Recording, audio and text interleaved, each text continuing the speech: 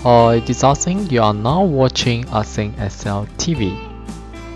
Today we'd like to show how to construct a cumulative frequency step chart in Excel. Firstly, convert this range of data to a table. Select a cell, press Ctrl T. Check if my table has headers. Click on OK. If you do not wish to make changes to this worksheet, let's add a new worksheet. Rename if needed. We must reconstruct this table before adding a step chart. However, it's quite annoying to keep switching between tabs for cell referencing, especially when we're writing formulas. For a better feel, press Alternate WN to duplicate this window. One window we will use for data referencing and the other window we will use for writing formulas. I only need the class and the cumulative frequency. To ensure the data is transferred automatically, I will use MAKEARRAY function. The number of rows that I need here is double the number of classes. We can use the count function, select all the classes, and end the function using a closing parenthesis. Then multiply 2. Put 1 for the columns component. Next, use lambda function to write the formula that would duplicate the classes conditionally. We need two parameters. There can be any letters. I will simply use R for row while C for column. Use the INDIRECT function to read the classes. Select the second class so that the name of this tab can be used together with the parameters. Add quotation marks to convert the reference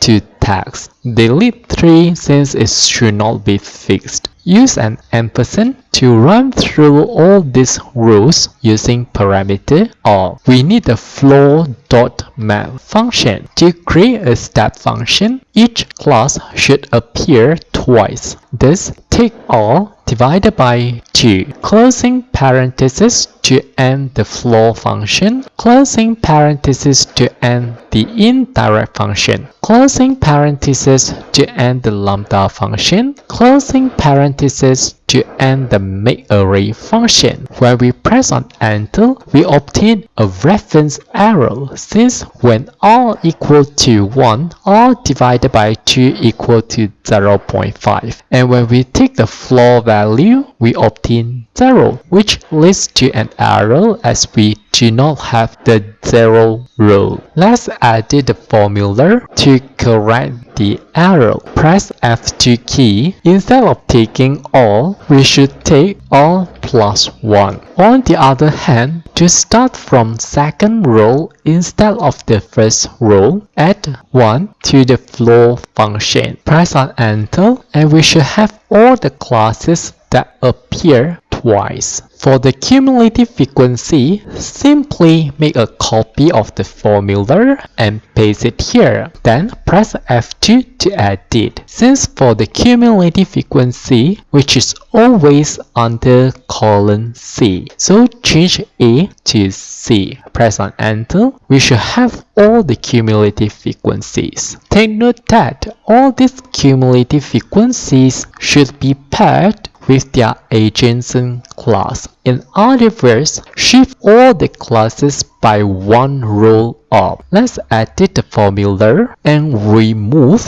one class from it. To balance the row number, let's take a plus 1 here, and 1 plus 1 is equal to 2. Press on enter and we should now have the correct form of table. The advantage of using a table is it is fully dynamic. When we add a class here, it will be updated automatically to this table. Lastly, back to the table, press Ctrl F 2 times, then go to the Insert tab and look for Scatter Chart and choose Scatter with Straight Lines and Markers. A cumulative frequency step chart is now created, as we can see here. Okay, that's all for this video. Thanks for watching. Hope you like this. See you.